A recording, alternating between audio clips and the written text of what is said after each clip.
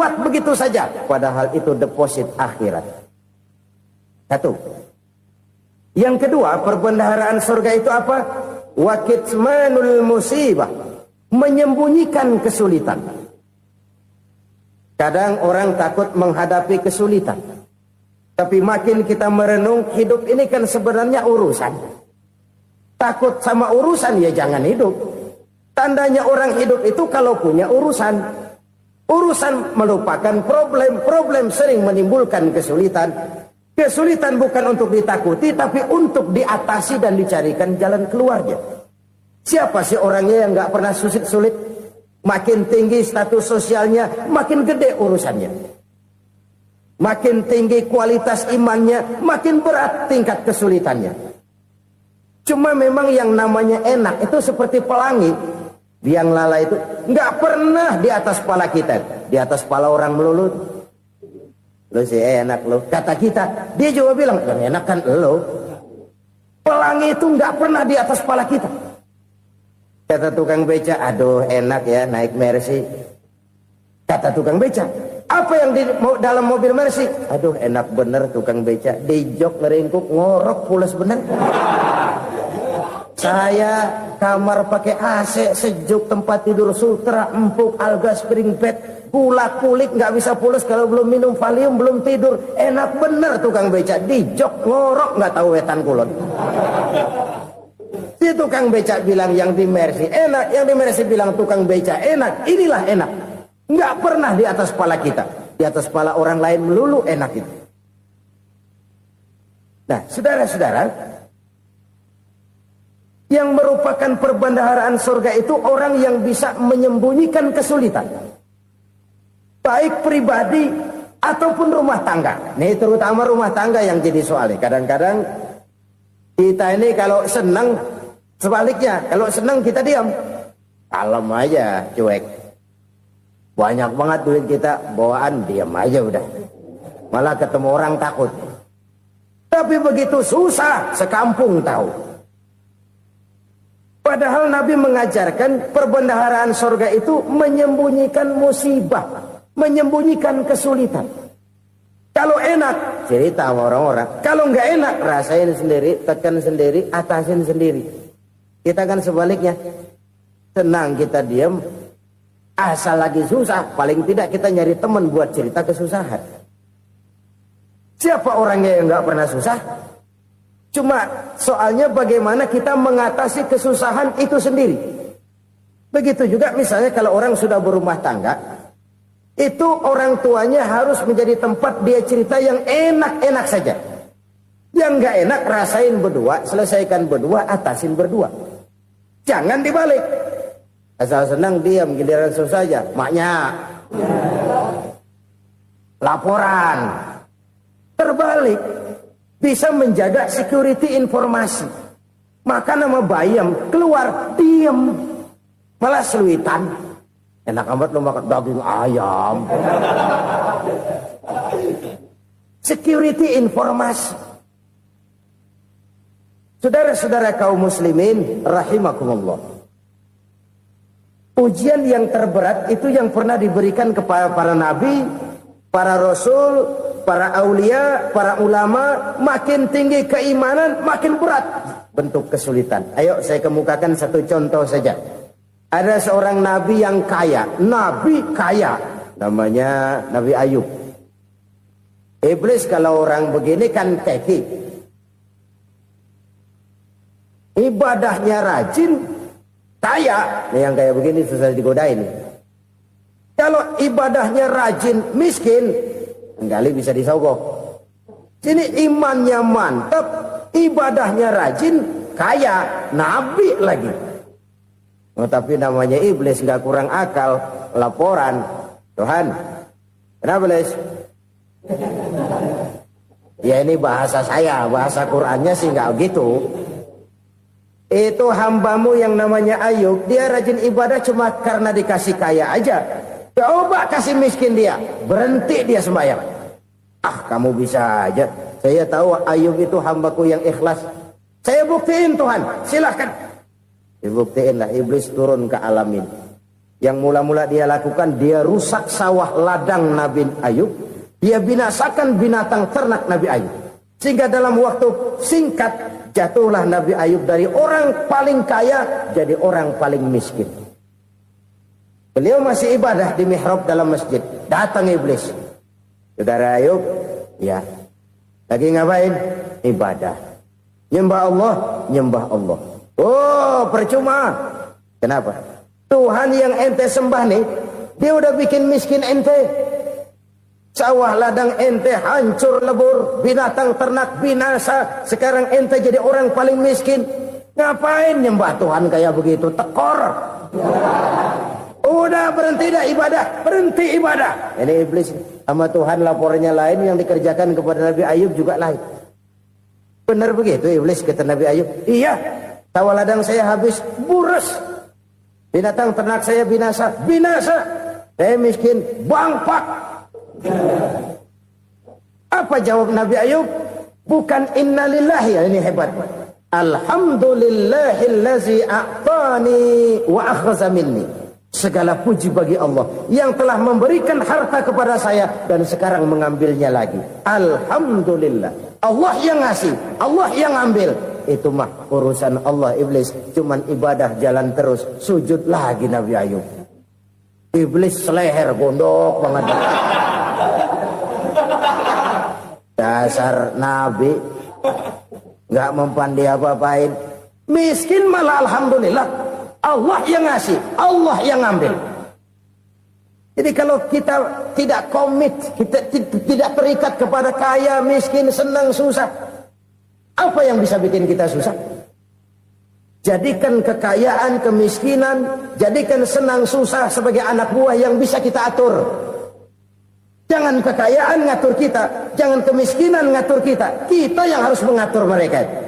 Senang, susah, kaya, miskin, bahagia, sengsara, jadikan itu anak buah yang bisa kita atur. Kalau sekarang kita kaya, lain saat boleh jadi kita miskin, semiskin-miskinnya. Allah yang ngasih, Allah yang ambil. Tenaga mana yang bisa menghalangi? Ibadah jalan terus. Iblis makin gondok. Dasar Nabi loh. Akhirnya apa? Nabi Ayub dikerjain, diberikan penyakit. Demikian fatal penyakitnya. Bayangin, udah miskin, sakit.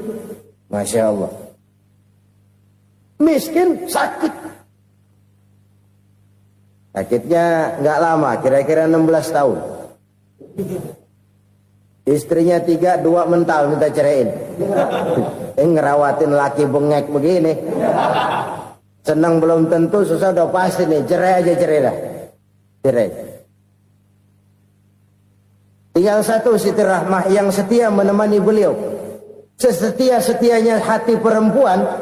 Satu saat Siti Rahmah bilang, "Bang, iya, abang kan Nabi, Bang. Lalu, namanya Nabi kan doanya jarang meleset, Bang. Maksud kamu minta kenapa sih sama Tuhan biar abang sembuh baik dah, Bang?" Siti Rahmah, iya. Saya sakit berapa tahun sih dah? 16 tahun, Bang. Sebelum ini saya sehat berapa tahun? Ya kira-kira 60 tahun, Bang. Nah, coba ente banding-bandingin, Rahmah. Saya dikasih sehat 60 tahun. Dikasih sakit 16 tahun. Sudah nggak sabar. Mau doa kepada Allah minta sembuh. Saya malu. Malu kepada Allah. Diuji dengan yang luar biasa seperti ini, tidak mengganggu stabilitas kehambaannya. Dia tetap menghamba kepada Allah Subhanahu wa ta'ala.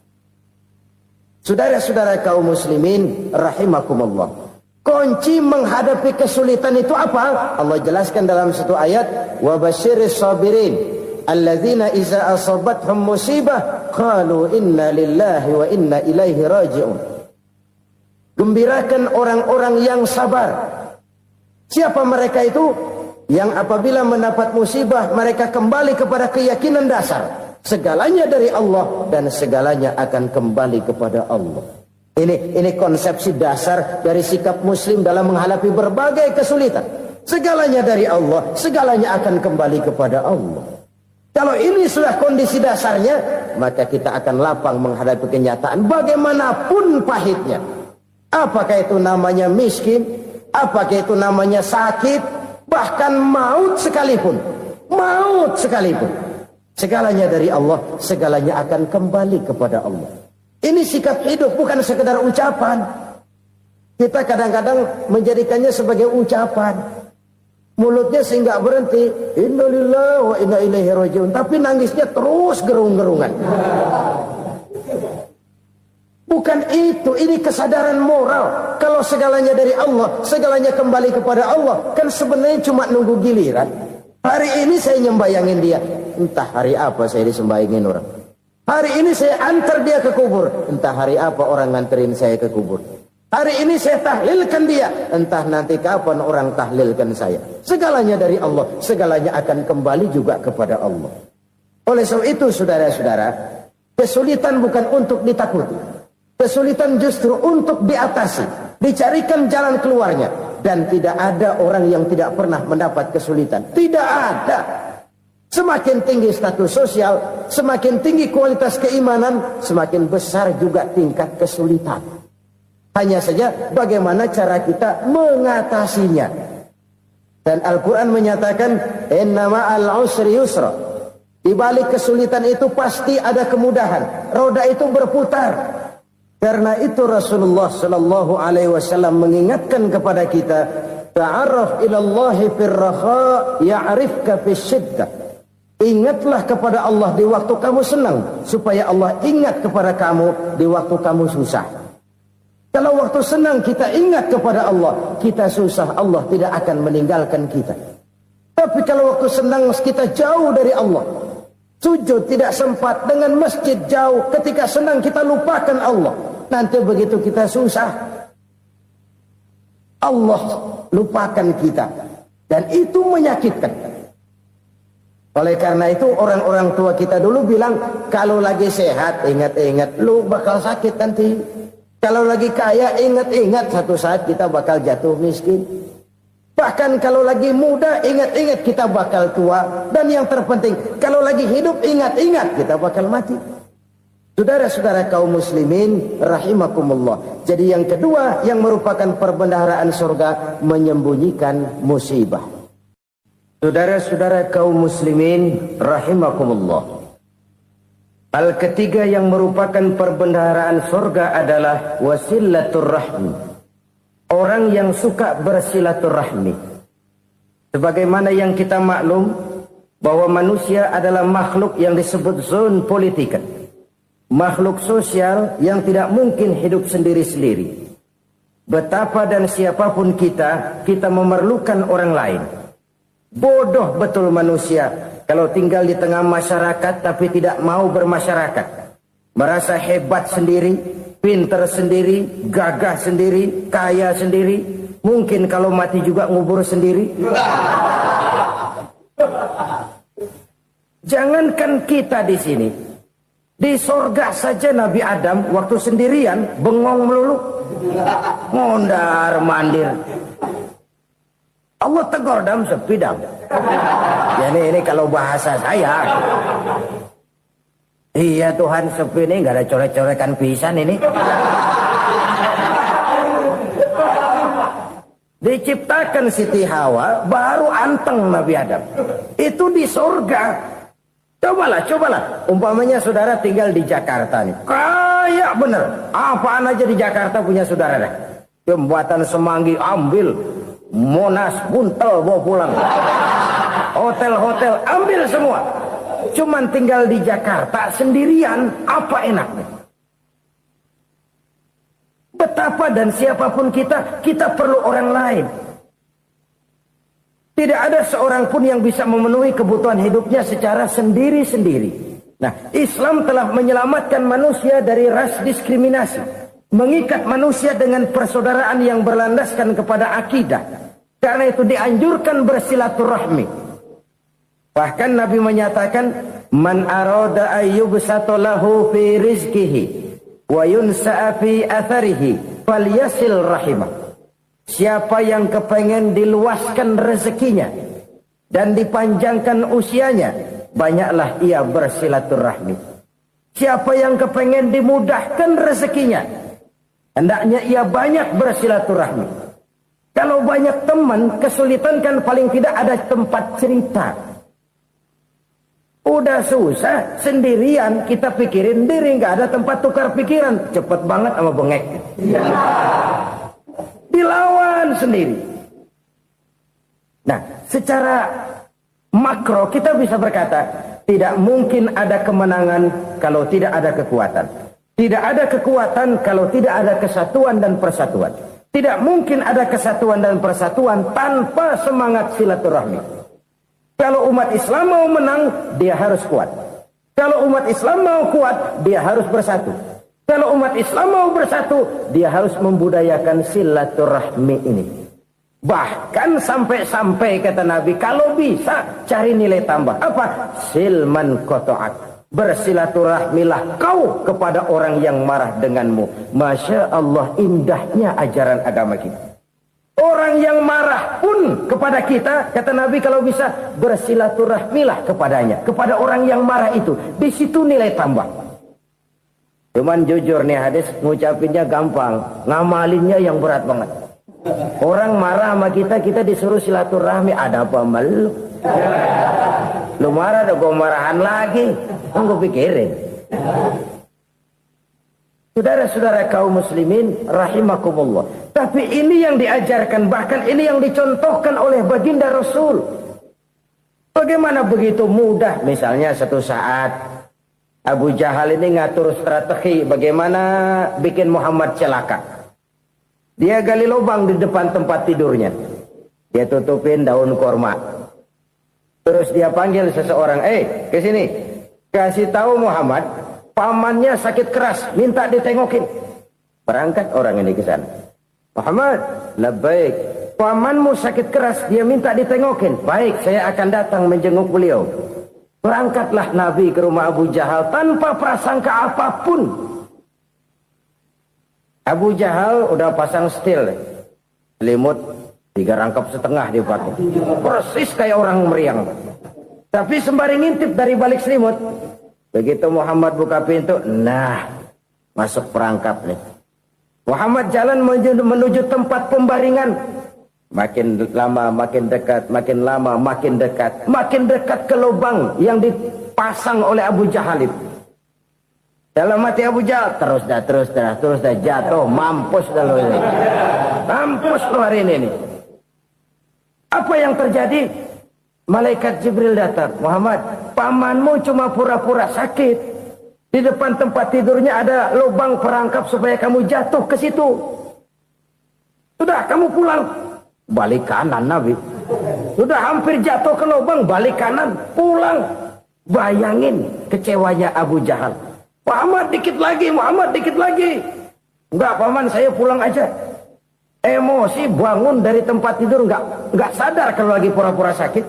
Lompat ngejar Nabi, dia lupa dengan lubang yang dia gali. Usrak, nyemplung sendiri ke dalam lubang.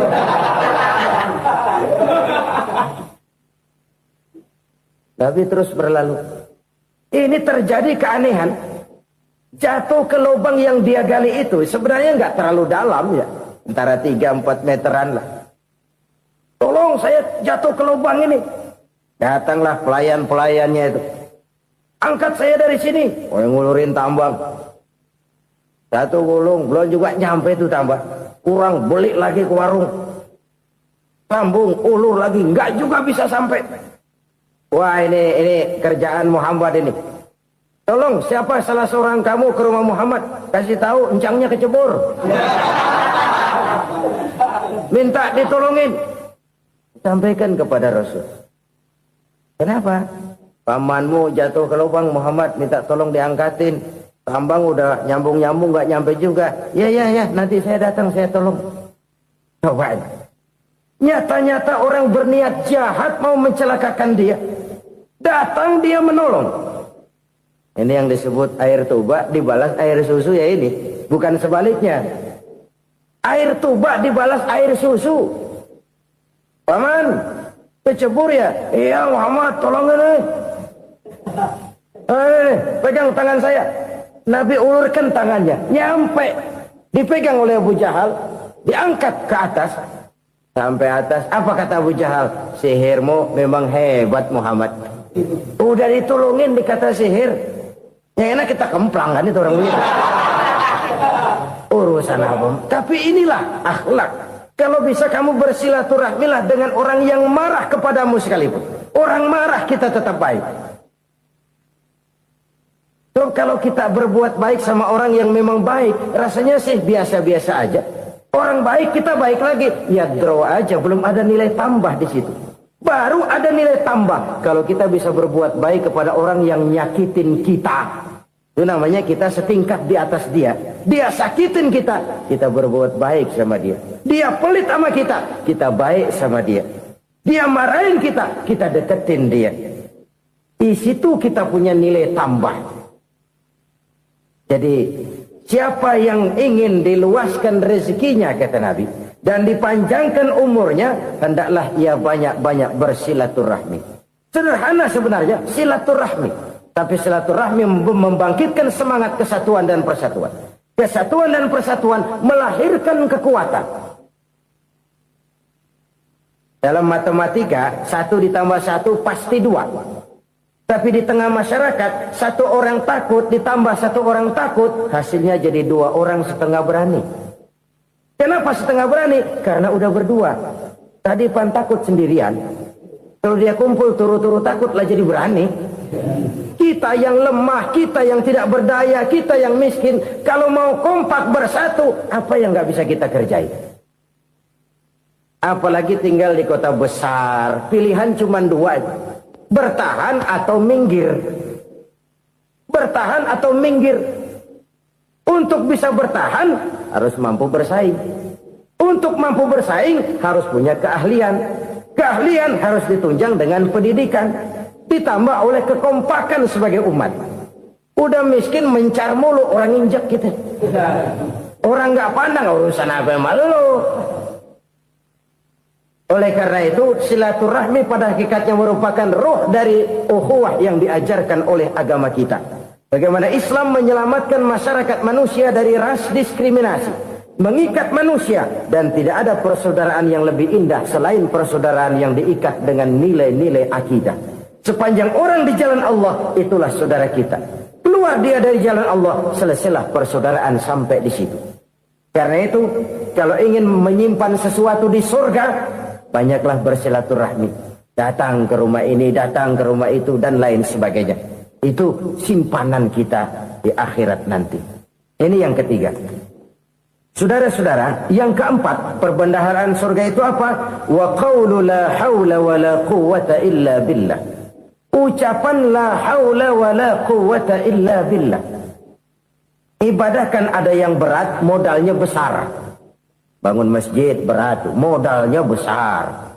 Bangun rumah sakit berat, modalnya besar. Ada ibadah yang berat, tapi modalnya ringan.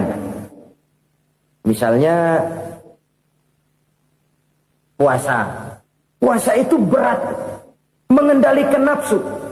Kalau sekedar nggak makan nggak minum sih enteng, mengendalikan nafsu. Itu jihad terbesar, tapi kan modalnya ringan, cuma niat saja. Ini ibadah berat, modalnya ringan. Ada ibadah yang ringan, modalnya juga enteng. Seperti termasuk ucapan la haula wa la quwwata illa billah. Tanpa sadar, la haula wa la quwwata illa billah. Nyelengin tuh di surga. Nyelengin, kita nggak terasa, nyelengin simpenan akhirat. La haula wa la quwwata illa billah. Nyimpan lagi. Kaget, la haula wa la quwata illa billah, nyimpan lagi, banyak simpanan. Walaupun sebenarnya yang dimaksud di sini adalah kesadaran batin bahwa tidak ada daya dan kekuatan kecuali Allah. Itu intinya. Kita memulai pekerjaan disunahkan baca bismillah, kan begitu. Apa itu? Kesadaran moral. Bahwa ini saya bisa kerjakan. Saya kerjakan ini dengan menyebut nama Allah. Kenapa? Kalau Allah tidak memberikan daya dan kekuatan, mana mampu saya kerjakan ini. Maka saya kerjakan ini dengan menyebut nama Allah. Bismillah. Kesadaran moral. Manusia hanya wajib berusaha, tapi nggak pernah wajib berhasil. Banyak hal-hal yang kalau kita renungkan secara rasio, nggak mungkin Tapi jadi kenyataan. La haula wa la quwata illa billah. Tidak ada daya dan kekuatan kecuali bagi Allah semata-mata. Kesadaran moral akan kelemahan dan keterbatasan makhluk bernama manusia. Kadang kita kagum dengan otak, tapi kita sering lupa sama yang bikin otak. Padahal bagaimanapun hebatnya otak, yang bikin otak pasti lebih hebat dari otak. Nggak percaya, silahkan otak-otakan. Inilah kecenderungan. Kita kagum dengan pesawat-pesawat mutakhir, bukan main, besi gede banget terbang itu. Alangkah hebatnya. Lalu apa yang bikin otak tidak lebih hebat dari itu semua? Kita puji laut. Apa yang bikin laut tidak lebih hebat dari laut itu? La haula wa la quwata illa billah. Tidak ada daya dan kekuatan kecuali Allah. Apa yang bisa kita lakukan kalau tidak karena daya dan kemampuan yang diberikan oleh Allah kepada kita? Lahirlah sikap tawadu, rendah hati. Tidak melonjak menjadi angkuh dan sombong. Sadar akan kelemahan dan keterbatasan diri. Sebagai makhluk yang diciptakan oleh Allah subhanahu wa ta'ala. Jadi satu sisi ini ucapan yang berpahala. La haula. Jadi wiridan. Pada sisi lain ini kesadaran moral. Sikap mental. Kesadaran batin. Bahwa yang punya daya dan kekuatan itu cuma Allah. Kita nggak pantas untuk sombong. Sebab sombong itu pakaiannya Allah. Kita nggak sedang pakai pakaian Allah, kegedean. Dan makin kita renungi, makin terbentur. Apa sih yang bisa kita sombongin? Kita mau sombong apa? Kaya? Pintar? Itu kan semua relatif. Di atas langit masih ada langit lagi. Jadi oleh karenanya, marilah kita menyadari. Manusia hanya wajib berusaha, tapi tidak pernah wajib berhasil. Yang berusaha saja tidak wajib berhasil, apalagi yang tidak berusaha. Islam bukan agama orang pemalas yang selesai sholat lalu enggelohom, enggelenggem ayem-ayem. Tapi Islam bukan agama orang sombong yang setelah berusaha lalu tidak memerlukan Allah. Kita bisa saja bikin proyeksi, tahun sekian kita bakal panen besar, menurut perhitungan otak. Tapi ada kejadian lain. Apa? Tikus ngambek. Habis itu dimakanin tikus, panen gagal. Proyeksi rasional gagal oleh tikus-tikus yang ngambek itu. Bisa saja terjadi. Tahun depan kita panen besar, urung. Kenapa? Musim panas panjang. Dan sekarang ini koran-koran bikin berita musim mengalami penyelewengan. Bukan cuma manusia yang nyeleweng sekarang. Musim pakai nyeleweng. Mestinya kan musim hujan udah selesai. Masih hujan-hujan juga. Musim. Nah sekarang kita boleh bikin proyeksi. Kita bakal panen besar. Tahu-tahu musim panas panjang. Sawah retak, air kering. Cari teknokrat yang paling botak. Suruh pendekin tuh musim panas. La haula wa la quwata illa billah. Inilah kesadaran moral. Saudara, saya teringat satu saat ada seorang konglomerat. Umurnya ya kira-kira 70-an. Satu saat dia ditanya oleh wartawan, "Pak, umur Bapak berapa sih?" "Ya paling 10 tahun." 10 tahun? 10 tahun? Anak Bapak berapa orang? Satu saja? Satu. Harta Bapak berapa? Ya paling-paling bangsa 7 juta kali. 7 juta? Iya. Pak, kenapa Bapak bohongi saya? Bapak punya buku biografi. Koran-koran, majalah-majalah banyak memuat cerita riwayat hidup Bapak. Saya tahu umur Bapak 70. Kenapa bilang cuma 7 tahun? Saya tahu anak Bapak 8. Kenapa cuma bilang 1? Saya tahu harta Bapak miliaran, mungkin triliunan. Pabrik di mana-mana, bank di mana-mana. Kenapa bilang uang Bapak cuma 7 juta? Nah, kata si konglomerat tadi, kamu benar nak, kamu benar. Umur saya kalau jumlahnya memang 70 nak. Cuman ingat-ingat saya, baru 7 tahun terakhir ini saya sujud. Baru 7 tahun terakhir ini saya berusaha dekat dengan Allah. Saya laksanakan perintahnya, saya jauhi larangannya. 7 tahun inilah rasanya yang ada nilainya di hadapan Allah. Yang 63 tahun matong, kelabu, kelem umur gue. Habis untuk maksiat, untuk munkarat. Maka ketika ditanya tadi, umur saya 7 tahun itu. Oh begitu Pak. Oh iya. Lalu anak Pak. Anak Bapak kan 8. Kenapa bilang cuma 1? Nah, kalau jumlah hitungannya memang anak saya 8. Tapi dari 8 orang ini rasanya cuma 1 nih yang bakal jadi buah hati, belahan jantung, pelanjut cerita, penerus sejarah, bakal jadi anak soleh yang akan mendoakan saya. Cuma 1 rasanya anak saya ini yang bakal jadi buah hati saya, besar-besaran saya, yang akan mendoakan di kubur saya, yang akan mendoakan di akhirat saya.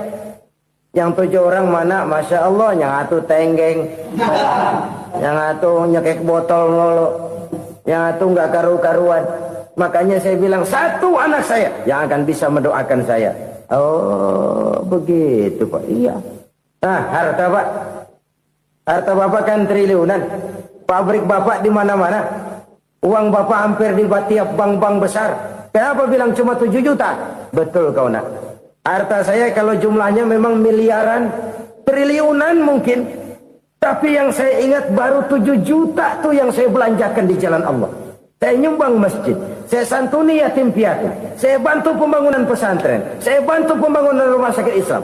Itu yang akan saya bawa pulang ke akhirat, yang 7 juta itu. Yang triliunan itu nanti akan diperebutkan oleh anak-anak saya sebagai waris saya. Jadi harta saya 7 juta itu yang bakal nemenin saya di akhirat, yang akan saya bawa pulang jadi teman saya. Saudara-saudara kaum muslimin, jangan-jangan orang tua itu adalah kita-kita ini. Jangan-jangan kita-kita ini adalah orang tua itu. Jangan-jangan itu potret dari diri kita masing-masing. Dari sekian umur yang diberikan Allah, berapa tahun yang ada nilainya di hadapan Allah.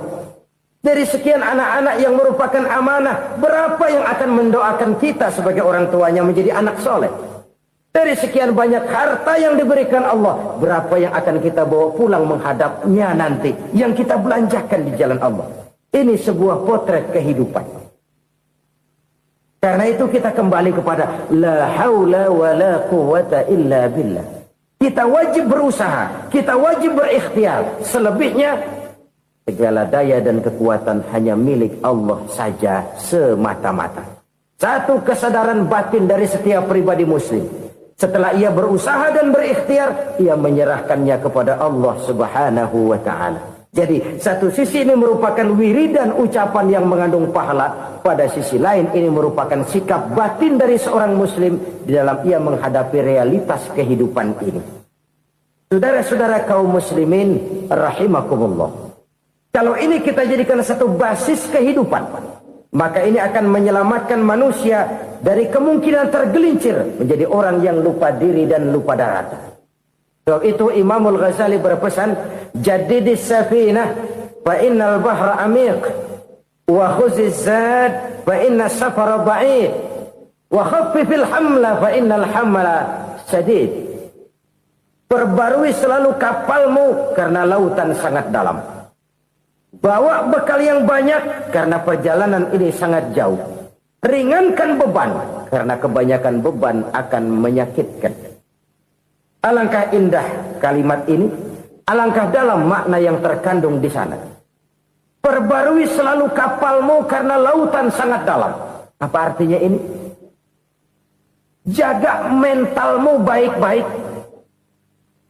Pelihara imanmu baik-baik karena hidup penuh cobaan seperti lautan. Kita kalau berlayar di lautan kan kadang-kadang tenang, angin bertiup sepoi-sepoi basah. Jika malam datang, bintang gemintang bertabur menghias cakrawala. Rembulan memantulkan sinarnya dengan indah. Dalam keadaan begitu berlayar enak. Tapi lain saat ombak menggunung, halilintar menyambar, angin topan bertiup. Berapa banyak sudah saudara-saudara kita yang tenggelam di lautan dunia tanpa sadar bahwa dia belum sampai kepada pantai yang akan dituju. Berapa banyak sudah Saudara-saudara kita yang tenggelam di lautan dunia ini tanpa sempat bangkit lagi. Dia menyangka sudah sampai kepada tujuannya. Hati-hati kapal jangan sampai bocor karena lautan sangat dalam. Iman ini jaga baik-baik karena hidup penuh dengan ujian. Wa khuzizat fa inna safar ba'id. Bawa bekal yang banyak karena perjalanan sangat jauh. Saudara mau ke Bandung, bawa duit. Saudara mau ke Surabaya, banyakkan lagi duitnya. Saudara mau ke Mekah, gepokan, iketan tuh duit nggak lembaran lagi. Makin jauh perjalanan, makin banyak bekal yang harus kita bawa.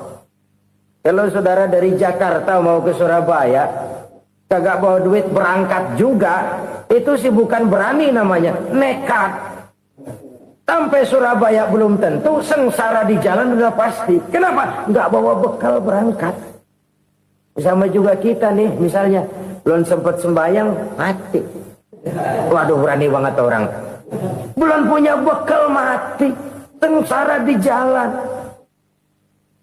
Atau bekal tidak cukup. Dari Jakarta saudara mau ke Surabaya, bawa duit 500 perak. Paling jauh Cikampek nyampenya itu. Paling jauh itu. Antara jauhnya perjalanan dengan bekal yang saudara bawa tidak seimbang. Hidup ini perjalanan panjang. A walking tour. Dimulai dari alam arwah. Sebelum jasad diciptakan, roh diciptakan lebih dulu. Dari situ pindah ke alam rahim. Dari alam rahim pindah ke alam dunia. Dari alam dunia pindah ke alam barzah. Baru menuju akhirat. Satu perjalanan panjang. Kalau bekal tidak bawa, sengsara di jalan. Bawa bekal yang banyak karena perjalanan ini sangat jauh. Wa khaffifil hamla, ringankan beban karena beban itu cuma akan menyulitkan. Kalau bekal itu sih keperluan, tapi beban nggak kita perluin, cuma ngeberat-beratin. Apa ini beban? Dosa, kecurangan, kebatilan, kesoliman, ketidakadilan, kesewenang-wenangan. Itu akan jadi beban kita di akhirat. Alangkah celakanya, perjalanan panjang, bekal tidak bawa, beban kelewat banyak, alamat sengsara di jalan. Pahala tidak ada, dosa berlipat ganda. Na'udzubillah, summa na'udzubillah. Kalau kita rangkum nasihat Al-Ghazali dengan kisah si konglomerat tadi, kita akan mengambil kesimpulan. Pertama, bekal terbaik dalam menghadapi gejolak kehidupan ini tidak lain adalah iman. Yang kedua, pahala dan dosa. Dua hal kontroversial. Pahala adalah bekal, dosa adalah beban. Tapi kita sekarang kan tidak begitu terangsang kepada yang abstrak. Orang berlomba mencari yang konkret-konkret saja. Yang real. Kalau memang dosa, benjol dong. Kira-kira begitu. Kira-kira begitu. Persis orang Yahudi dulu. Orang Yahudi itu kan pernah minta kepada Nabi Musa. Ya Musa, lan nu'mina laka hatta narallaha jahrah. Musa, kami nggak bakal mau beriman kepada Allah kalau belum kami lihat Allah ada nongkrong di depan kami. Kalau memang Tuhan ada, taruh dong di depan kami. Mau yang konkret-konkret saja. Kalau memang dosa, benjol dong. Kalau memang pahala, berasa dong. Orang terangsang kepada yang real, yang konkret-konkret saja. Karena itu, untuk mengejar dosa, orang mau bayar. Tapi untuk mengejar pahala, walaupun tidak bayar, orang segan. Ini yang dikatakan oleh Nabi, kamu mengharapkan ke surga, tapi kamu berat melaksanakan sesuatu yang bisa membawa kamu ke surga. Kamu ingin jauh dari neraka, tapi tiap saat kamu lakukan perbuatan-perbuatan yang justru menjerumuskan kamu ke neraka. Idda'aitum an-najata minan nar wa ramaitum fiha anfusakum. Kamu ingin selamat dari neraka, tapi kamu lemparkan diri kamu ke neraka. Kamu ingin masuk surga, tapi berat sekali kamu melakukan perbuatan-perbuatan yang bisa menyampaikan kamu di surga. Saudara-saudara kaum muslimin, rahimakumullah. Jadi hal keempat yang merupakan perbendaharaan surga adalah la haula wa la quwwata illa billah. Satu sisi ini merupakan ucapan yang memperberat timbangan akhirat. Pada sisi lain ini merupakan sikap hidup seorang muslim, kesadaran batin yang sangat dalam bahwa tidak ada daya dan kekuatan kecuali Allah. Dan itu kita simbolkan pada saat memulai pekerjaan dengan Bismillah, dengan menyebut nama Allah. Satu kesadaran moral, saya hanya bisa melakukan ini karena diberikan daya dan kekuatan oleh Allah. Lahirlah sikap tawadu, rendah hati, tidak melonjak menjadi angkuh dan sombong. Saudara-saudara, sampai sini dulu jumpa kita kali ini. Semoga 4 perbendaharaan sorga ini dapat kita lakukan, yang kelak akan merupakan bekal kita di kemudian hari nanti. Amin ya rabbal alamin. Bapak-bapak, ibu-ibu, saudara-saudara kaum muslimin rahimakumullah. Di dalam kehidupan kita sebagai seorang muslim, minimal 5 kali dalam sehari semalam kita mendengar seruan untuk mendirikan solat yang disebut azan. Ada kalimat menarik di dalam kalimat azan itu, yakni seruan hayya 'alal falah, marilah menuju kepada keberuntungan, marilah meraih kemenangan. Seruan ini adalah kecenderungan dari setiap manusia, apapun warna kulitnya. Artinya, setiap orang dalam hidup selalu ingin meraih dan mencari kemenangan. Kemenangan akan melahirkan kepuasan batin, dan kepuasan batin memberikan kebahagiaan. Sedangkan kekalahan melahirkan penderitaan batin, dan penderitaan batin menjerumuskan seseorang di dalam berbagai bentuk kerugian. Jikalau inilah seruan azan, maka masalahnya ialah apa yang menyebabkan kita meraih kemenangan. Al-Quranul Karim memberikan tuntunan dan ajaran kepada kita bahwa orang-orang yang memperoleh kemenangan itu tidak lain adalah orang-orang yang bertakwa. Hanyalah mereka yang bertakwa kepada Allah Subhanahu wa ta'ala pada akhirnya akan tampil sebagai pemenang. Lalu siapa orang yang bertakwa itu? Dijelaskan dalam awal-awal Al-Baqarah, orang yang bertakwa yang akan meraih kemenangan. Pertama, allazina yu'minuna bil ghaib, yaitu orang-orang yang beriman kepada yang gaib. Percaya bahwa ada alam yang gaib, alam yang abstrak, alam yang tidak bisa dijangkau oleh salah satu daripada panca indera kita. Mereka percaya dan beriman kepada adanya malaikat, beriman kepada adanya iblis dan jin, beriman kepada adanya alam kubur, beriman kepada adanya alam mahsyar, beriman kepada adanya alam akhirat, beriman kepada adanya sorga dan neraka. Beriman bukan cuma sekedar beriman dalam ucapan bibir saja, tetapi beriman yang nilai iman itu mampu mewarnai gerak dan gaya hidupnya. Iman yang meresap sampai ke tulang sumsum, kemudian memberikan dampak positif di dalam kehidupan manusia. Alam, kita tahu, adalah sesuatu yang selain Allah, dan Allah bukanlah alam. Apapun namanya selain daripada Allah, itu adalah alam. Alam pada hakikatnya terbagi menjadi 2. Ada alam syahadah, alam nyata, alam konkret, alam yang bisa dijangkau oleh salah satu indera kita. Kemudian ada alam ghaib, alam yang tidak bisa dijangkau oleh panca indera kita, alam metafisika, alam abstrak, alam yang wajib kita imani keberadaannya. Kita percaya bahwa malaikat itu ada, kita percaya kepada jin, bahwa jin itu ada, kita percaya kepada adanya iblis dan setan.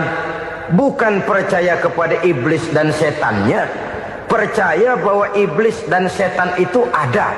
Itu termasuk salah satu daripada sifat orang yang bertakwa kepada Allah. Saudara-saudara kaum muslimin rahimakumullah, kecenderungan pembangunan yang lebih bersifat materialistis biasanya menggeser aspek kehidupan rohani.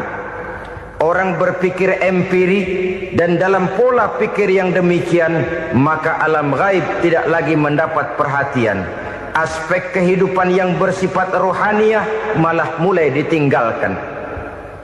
Akibatnya terjadilah kepincangan di dalam kehidupan kita. Pernah ada satu pengalaman pribadi dalam perjalanan kembali ke tanah air. Dalam pesawat di sebelah kanan saya duduklah seorang Jerman namanya Heiner Simonsen. Iseng saya ajak kenalan, saya ajak ngobrol, saya tanya dia. Saya bilang, Mas Heiner ini, kalau pesawat yang kita tumpangi ini jatuh ke bawah, kira-kira apa yang bakal terjadi, Mas? Dia bilang, kita semua akan mati. Begitu? Iya. Oke. Apa itu mati? Tanya saya. Dia bilang, untuk tahu apa itu mati, kita harus tahu lebih dahulu apa itu hidup. Saya pikir nih bule bisa ngomong juga. Baiklah kata saya. Apa hidup menurut Anda itu? Oh, hidup itu dia bilang, kalau seluruh anggota badan kita bekerja secara normal, paru-paru memompa darah secara normal, jantung berdetak secara normal, sel-sel tubuh bekerja secara fit, dan organisme tubuh hanya mau bekerja secara normal, dia bilang, kalau kita memberi makan yang cukup, menu yang teratur, dan gizi yang lengkap. Saya bilang, kesimpulannya apa, Ner? Dia jawab, hidup adalah dari tangan ke mulut. Life is from the hand to the mouth, kata dia. Hidup adalah dari tangan ke mulut. Jadi masalah hidup tidak lebih daripada masalah isi perut. Orang pergi pagi, pulang sore, peras keringat, banting tulang, perut yang dibelain. Saya bilang, you are wrong. Sampean salah, Ner. Kamu orang Islam bukan? Bukan. Pantas. Kenapa saya salah? Dia bilang, ya jelas salah. Salahnya di mana? Kamu ini manusia. Kalau hidup cuma dari tangan ke mulut, saya bilang, kambing di kampung saya juga begitu pikirannya, Ner. Itu kambing di kampung saya, asal perutnya kenyang, sudah hidup dia. Perkara besok bagaimana, lusa prospeknya macam mana, bulan depan ada apa, kambing nggak pernah mikir. Di kampung saya kambing juga pikirannya begitu. Kamu Kristen ya? Tadinya. Loh kok tadinya, lalu apa sekarang kamu ini? Dia bilang, sekarang saya netral. Saya tidak beragama, tapi saya percaya kepada Tuhan sebagai pencipta alam. Saya ingat benar dia bilang, I haven't any religious, but I believe to God as the creator of the world.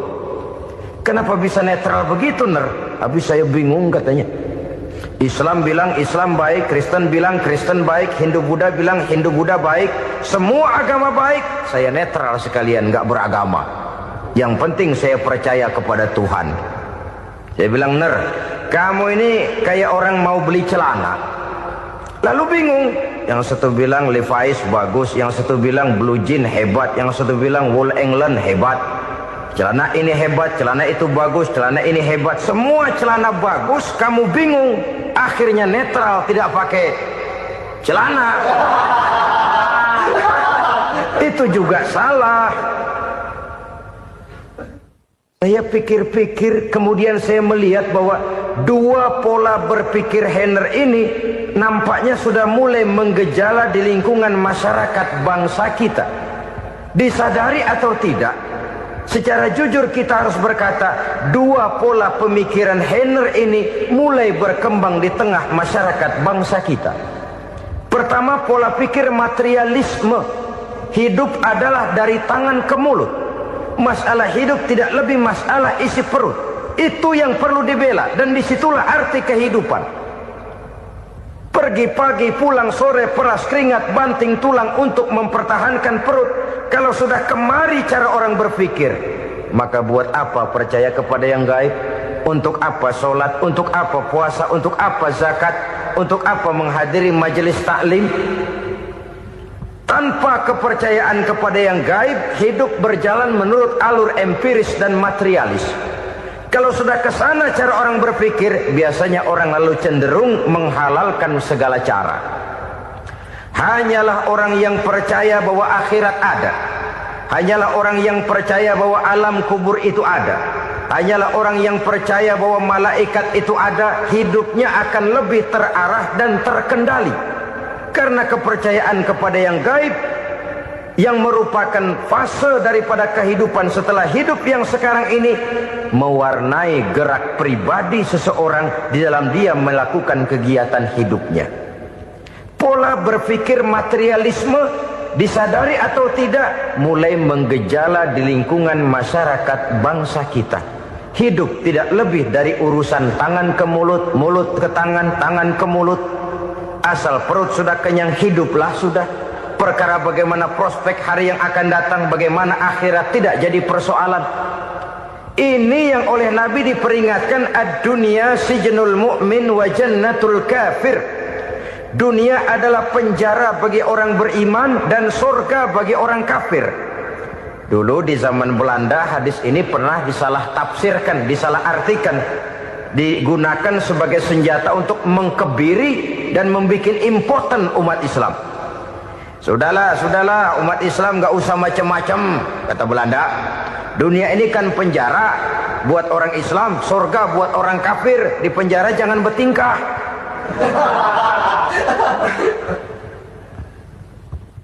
Pengertiannya tidak begitu. Dunia adalah penjara bagi orang mukmin. Artinya dalam kehidupan dunia seorang mukmin tidak bebas memperturutkan hawa nafsunya. Di penjara hawa nafsunya itu. Sebaliknya surga bagi orang-orang kafir.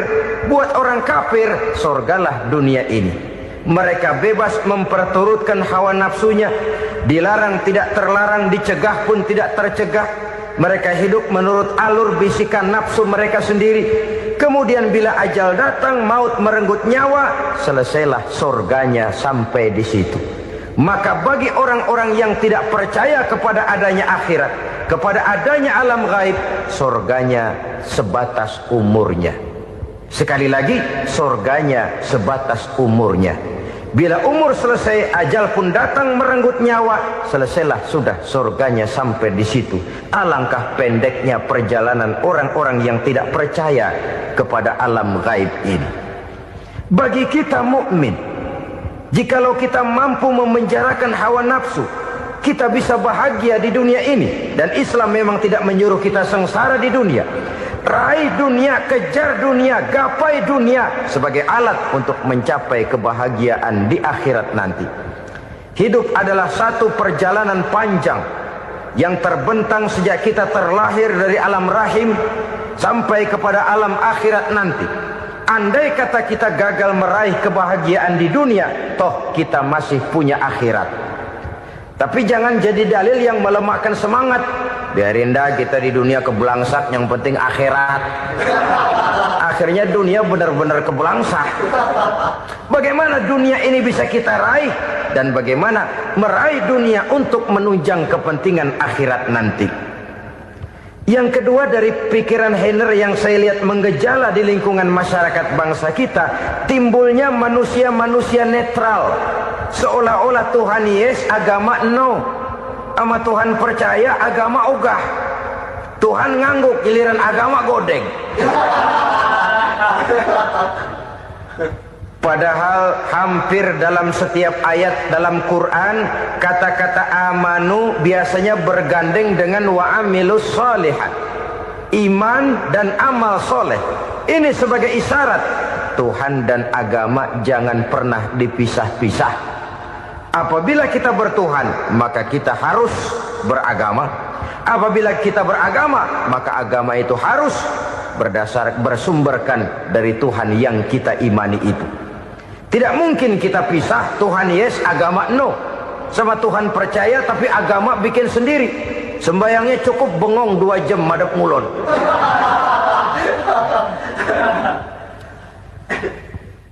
Saudara-saudara kaum muslimin rahimakumullah. Jadi dengan demikian, agama yang kita akui merupakan unsur mutlak di dalam pembangunan sekarang ini, merupakan bagian dari kehidupan yang menuntun kita bahwa di balik alam nyata ini, di balik alam syahadah ini ada alam gaib. Dan mudabbir, merabbi, yang mengatur, yang menguasai, yang memelihara baik dia alam nyata, baik dia alam gaib, tidak lain adalah Allah Subhanahu wa ta'ala. Di sana ada satu super power, satu maha kekuatan yang kita perlu bersandar kepadanya. Sebagai makhluk nyata yang hidup di alam nyata, berbuatlah secara nyata sebagaimana harusnya kita berbuat. Karena Islam jelas bukan agamanya orang pemalas. Islam jelas bukan agamanya orang yang mengajarkan setelah selesai sholat boleh duduk, nggelenggem ayam-ayam, ndelohom, menghitung bintang di langit sambil menunggu keajaiban. Tidak. Islam adalah agama yang mengajarkan apabila sholat sudah selesai kamu kerjakan, bertebaranlah di permukaan bumi, cari karunia Tuhanmu. Jangan hidup berpangku tangan menunggu keajaiban. Karena hidup bukan undian. Jangan berharap untung besar tanpa mau peras keringat. Tapi di sebalik itu toh kita juga harus yakin bahwa di sisi usaha nyata yang kita lakukan ada satu super power, satu maha kekuatan gaib yang menentukan berhasil dan tidaknya usaha kita.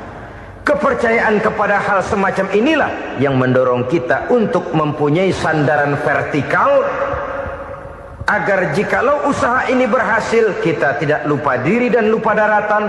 Jikalau usaha ini gagal, kita tidak putus asa dan buruk sangka, tidak cupik pandangan dan sempit hati, tapi mampu melihat persoalan dengan kacamata putih sambil husnuzon kepada Allah Subhanahu wa ta'ala. Kita percaya malaikat itu ada. Ada yang namanya raqib dan atid, mengawasi gerak hidup kita sampai kepada gerak hati kita. Ini memberikan sugesti agar kita berhati-hati. Tidak sejengkal tanah pun kita bisa berlindung dari pengawasan raqib dan atid. Ada munkar nakir yang akan menyoal kita di alam kubur. Ada malaikat Malik, penjaga neraka. Ada malaikat Ridwan yang menjaga surga. Kita percaya kepada adanya jin. Kita percaya kepada adanya setan, iblis. Percaya kepada adanya, bukan mempercayai si setan, si iblis lalu menjadikannya sebagai teman. Tidak. Percaya bahwa mereka itu ada dan merupakan makhluk Allah yang gaib, yang diciptakan Allah Azza wa Jalla. Kepercayaan kepada alam gaib memberikan motivasi terhadap gerak lahir manusia, sehingga dengan motivasi kepercayaan kepada yang gaib, gerak lahir jadi lebih terarah, jadi lebih terpelihara. Pernah seseorang bertanya, "Pak, apakah adanya akhirat bisa dibuktikan secara ilmiah?" Saya bilang tidak bisa, tidak bisa. Kenapa? Karena yang berangkat nggak pernah pulang kemari lagi. Kalau dia pulang kemari bisa kita tanya bagaimana enak di sono. Cuma secara moral saya katakan, lebih beruntung orang yang percaya kepada akhirat daripada yang tidak. Sekarang saudara percaya akhirat ada, lalu saudara baik-baik di dunia, sholat, puasa, zakat, menolong orang lain, menebarkan kebajikan. Saudara mati, andai kata akhirat tidak ada, toh dalam hidup saudara sudah berbuat baik. Paling tidak nama saudara akan dikenang sebagai orang baik. Sebaliknya, saudara percaya, kata saya, bahwa akhirat tidak ada, lalu hidup semau-maunya, tenggelam dalam maksiat dan munkarat, menentang Allah, tidak mau ruku dan sujud. Lalu saudara mati, kemudian akhirat ada. Ayo, mau apa? Bekal tidak punya. Jadi secara moral lebih beruntung orang yang percaya kepada adanya akhirat daripada yang tidak percaya. Dan itu alam gaib yang tidak bisa dibuktikan secara eksat. Jangankan untuk membuktikan seperti itu, dalam kehidupan sehari-hari saja yang kita rasakan tidak selalu berbentuk toh. Angin, bagaimana sih bentuknya angin? Kita tidak tahu. Merah, buktinya kalau dikerok merah. Yang merah itu kulit, yang kulit kita bukan anginnya. Sakit, rasa sakit itu ada, tapi bagaimana bentuk sakit kita nggak pernah tahu. Kalau kita makan cabai pedas, bagaimana bentuk pedas itu tidak ada, tapi rasa ada. Bentuk pedas hijau, cabenya bukan pedasnya. Tidak semua yang kita rasakan bisa kita gambarkan dalam bentuk yang konkret. Oleh karena itu, sekali lagi bahwa kepercayaan kepada alam yang gaib mampu memberikan satu sugesti yang menata kehidupan seseorang lebih lurus, lebih terarah, dan lebih terkendali. Maka wajar kalau kepercayaan kepada yang gaib mengantarkan seseorang untuk meraih kemenangan. Kenapa? Dia percaya kepada yang gaib, bahwa akhirat ada, bahwa alam kubur ada, bahwa pertanggungan jawab itu ada. Maka dia lalu tidak hidup saenae udele dewe, itu loh. Tidak hidup menurut seleranya sendiri, terarah, teratur. Ini cirinya yang pertama. Orang bertakwa yang akan meraih kemenangan, mereka beriman, mereka percaya kepada yang gaib. Bahkan hal-hal konkret saja selalu berangkat dari yang gaib. Saudara-saudara, para remaja, para pemuda sekarang ini tidak pernah tahu toh siapa yang akan jadi teman hidup saudara. Kita bisa saja ngerancang, mentargetkan, tapi toh akhirnya yang namanya jodoh bukan kekuasaan kita. Rezeki di luar kemampuan kita. Begitu juga ajal, maut, jodoh, ajal adalah contoh-contoh konkret bahwa pada akhirnya yang gaiblah yang menentukan. Bertahun-tahun ngelancong, emang jodoh seret nggak jadi.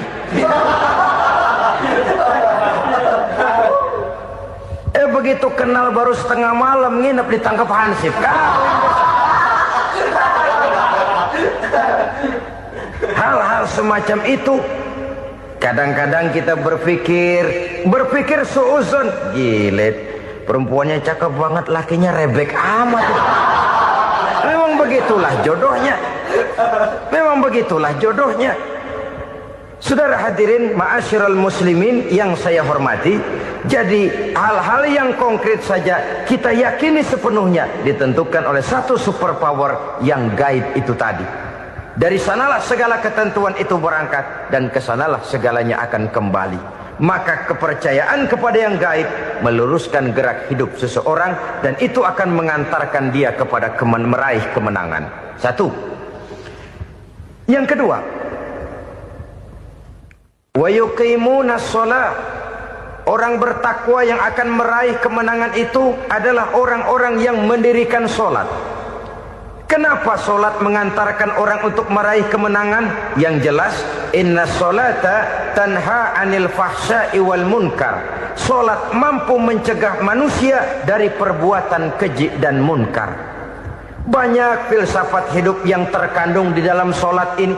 Sejak kita wudhu, sampai kita menghadap ke arah kiblat, sampai kita melakukan gerak-gerak sholat, bacaan-bacaan yang ada di dalam sholat, lalu sampai kepada mengucapkan salam. Banyak filsafat hidup yang terkandung di dalam sholat. Umpamanya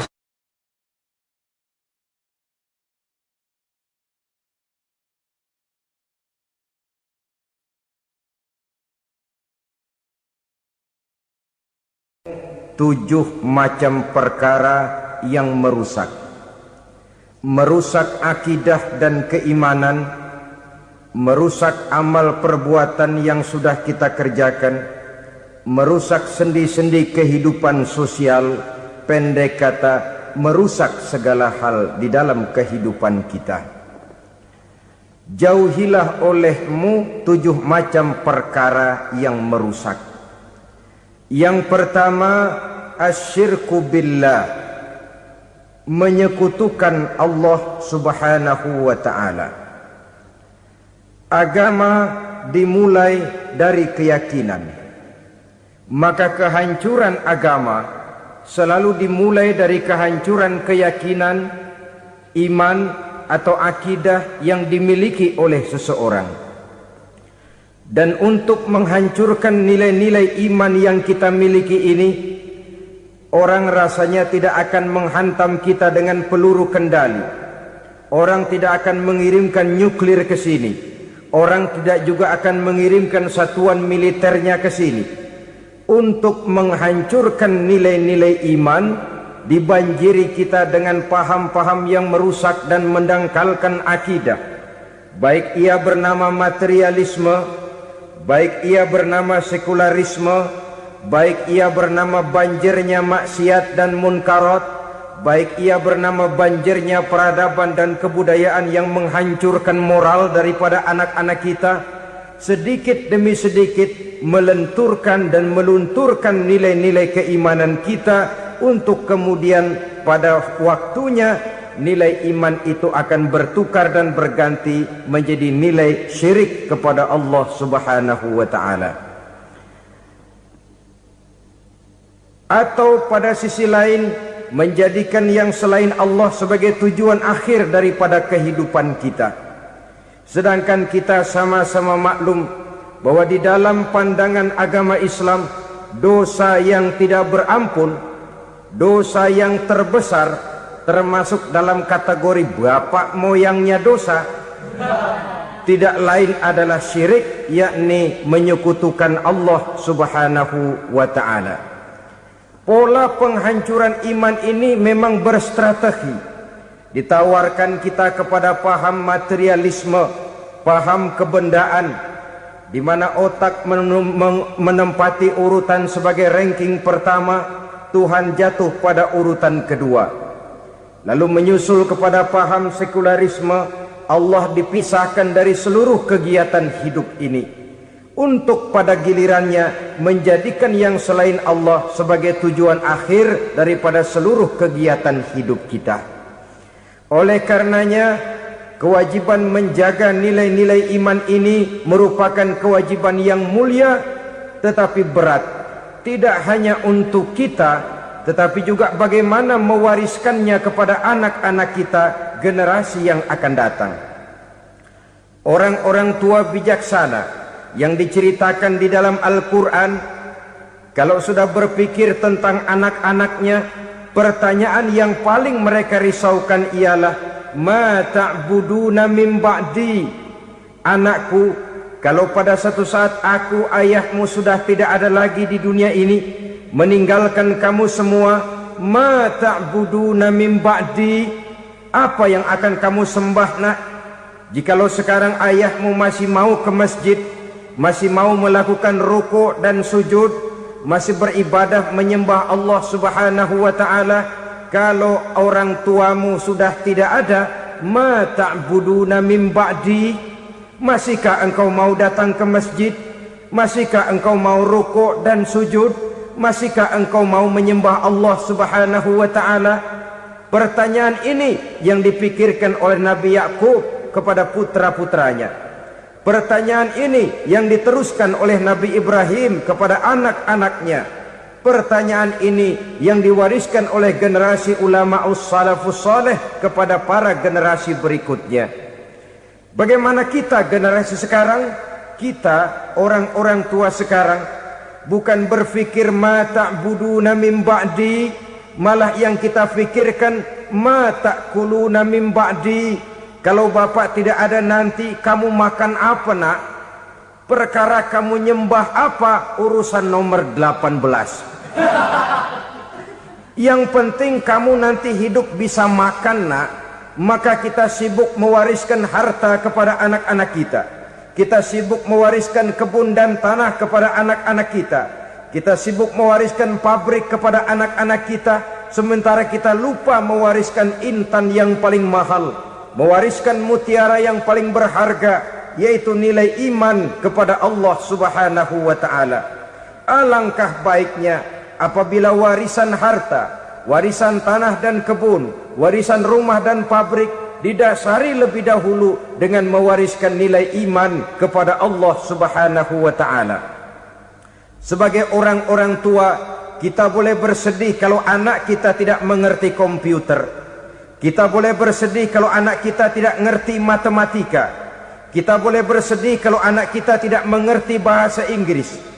Tapi sewajarnya lebih bersedihlah kita orang tua jikalau mempunyai anak yang tidak kenal Allah sebagai Tuhannya, yang kemudian tidak mau rukuk dan sujud kepada Allah Tuhannya.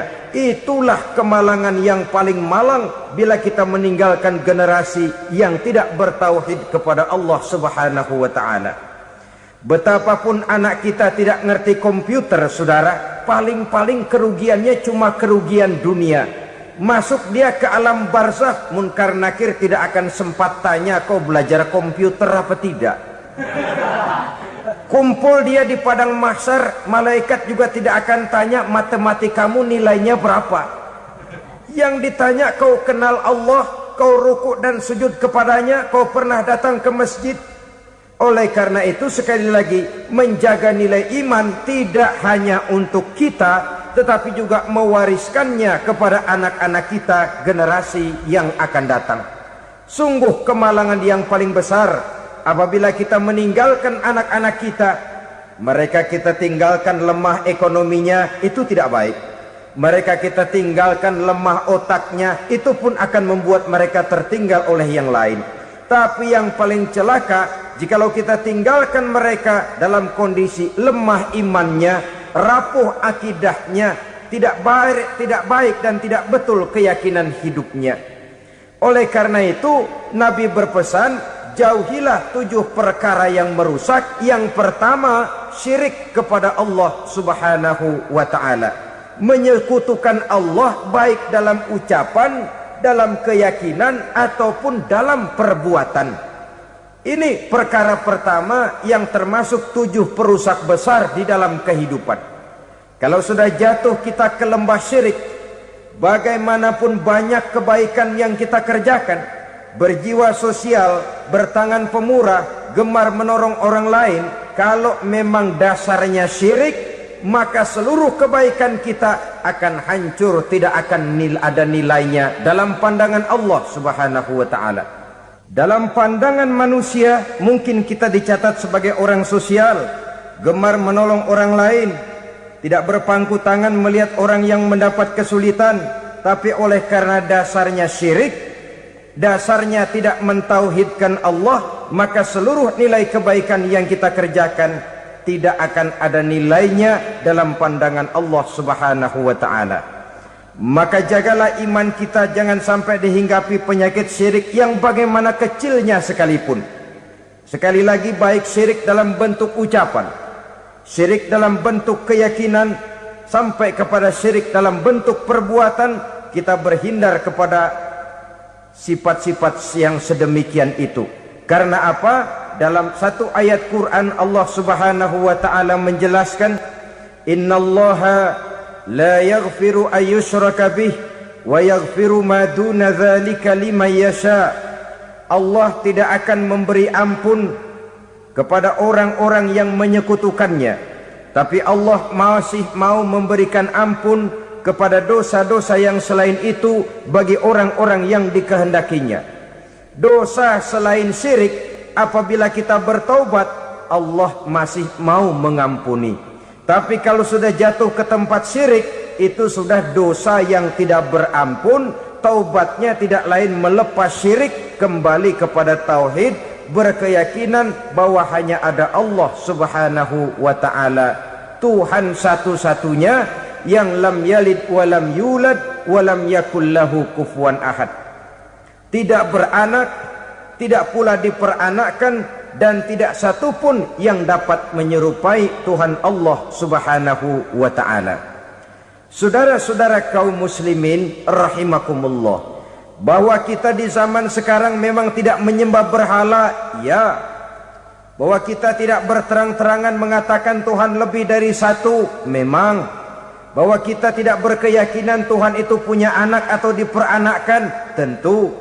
tapi dalam perbuatan dan i'tiqad kita kadang-kadang jatuh tanpa kita sadari ke tempat yang bernama